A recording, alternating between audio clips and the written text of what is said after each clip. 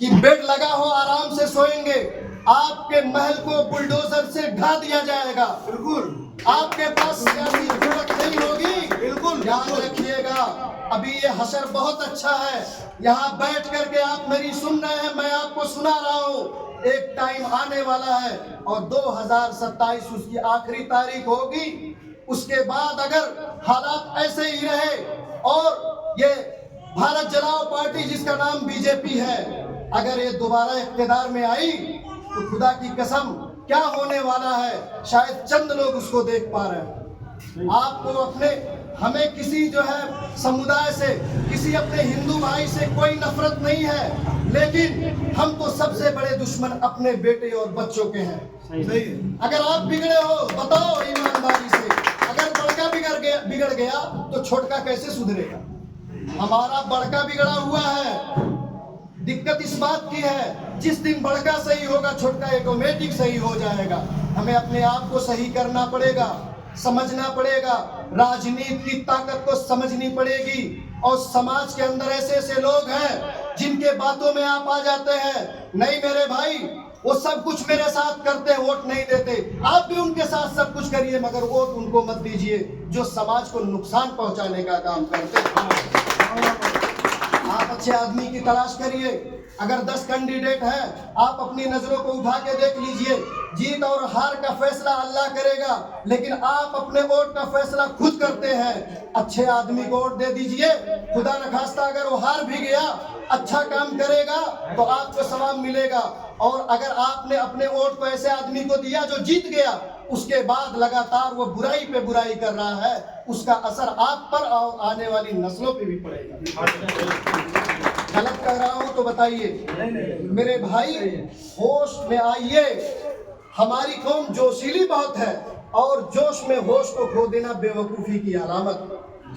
आप होश में रहिए, जोश में तो जरूर रहिए, लेकिन होश में रह के जोश को बरकरार रखिए। पार्टी आप बताइए, 75 सालों में बहुत पार्टियां आई और आएंगी। एमआईएम को हैदराबाद से चल के यहाँ आने की क्या जरूरत पड़ी? आखिर क्या वजह है कि एमआईएम यहाँ आई? क्या एमआईएम यहाँ पैसा कमाने आई है? क्या ओवैसी साहब उत्तर प्रदेश से अब सांसद होने वाले हैं? क्या ओवैसी साहब का भाई, बेटा, बहन, उनका खानदान यहाँ से इलेक्शन लड़ने वाला है? नहीं, लड़ेंगे आप, जीतेंगे आप, लेकिन ईमानदारों की कमी है। मैं ये नहीं कहता कि ईमानदार नहीं है, लेकिन आज के समय में पैसे को सब कुछ समझने लगे लोग, यही प्रॉब्लम। पैसा सब कुछ नहीं है, पैसा बहुत कुछ है लेकिन सब कुछ नहीं है। पैसा खुदा नहीं है, लेकिन आज पैसे के दम पर, गुंडई के जोर पर जिसको जहां लोग चाहते हैं झुका देते हैं।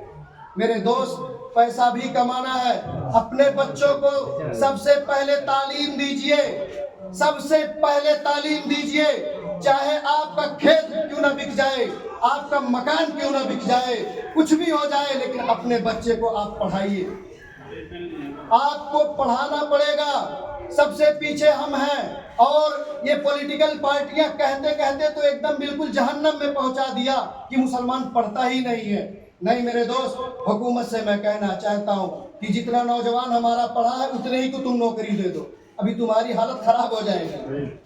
जितने पढ़े हैं उतनी ही की नौकरी दे दो, बस उससे ज्यादा हम नहीं मांगते।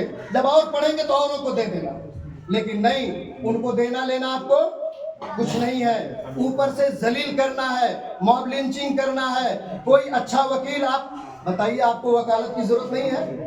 आपको थाने में एसओ की जरूरत नहीं है? बताइए, ऐसे ऐसे एसओ हैं जो बैक स्टेज जा करके कहते हैं कि कठुओ आइल बतनी इनके देख ले, फलानवा आइल बतनी इन्हें देख ले। क्यों?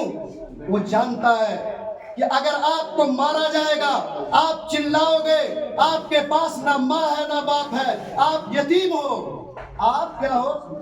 यतीम हो। यतीम जिसके माँ और बाप होते हैं, वो बेटा सीना चौड़ा करके कहता है मार दे तब बताई। बिल्कुल बिल्कुल, किसके दम पे कहता है यार?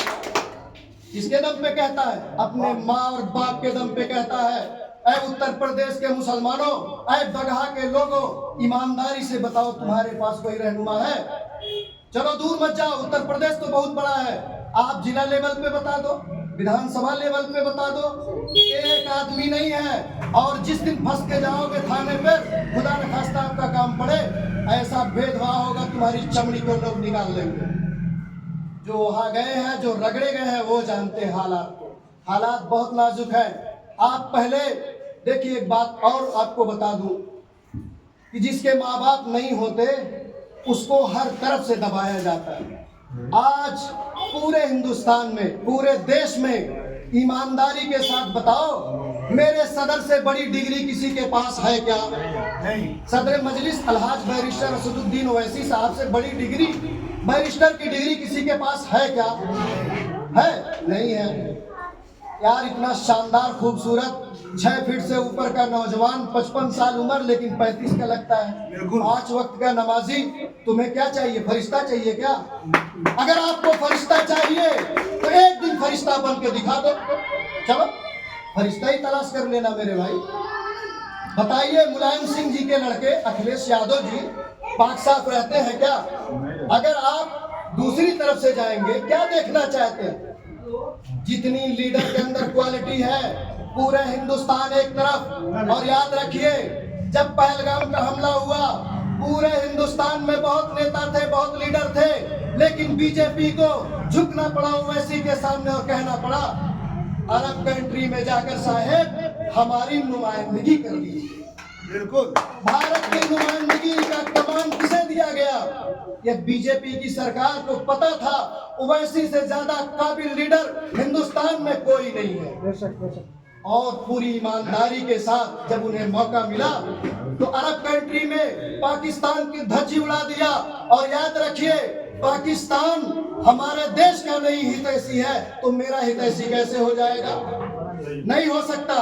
हिंदुस्तान के सबसे बड़े दुश्मन सिर्फ 2 हैं, एक तरफ चाइना, दूसरे तरफ पाकिस्तान। बिल्कुल। पाकिस्तान से गरीब दुनिया में कोई मुल्क नहीं।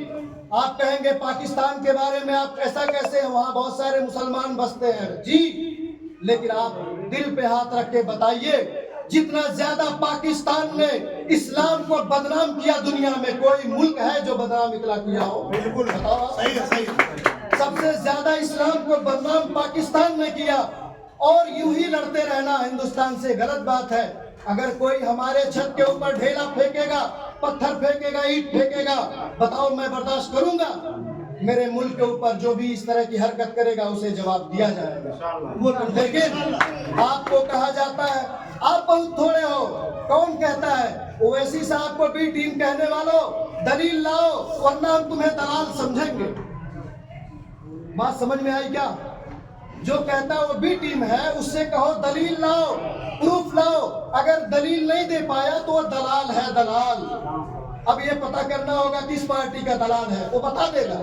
वो 2 मिनट में पता चल जाएगा किस पार्टी का दलाल है। और अगर वो दलील दे देता है, खुदा की कसम, उसकी जूती अपने सर पे रख करके उस आदमी को फ्लाइट से ले जा करके दारुस्सलाम में असदुद्दीन ओवैसी साहब के सामने बैठकर उसके साथ मैं भी क्वेश्चन करने को तैयार हूं।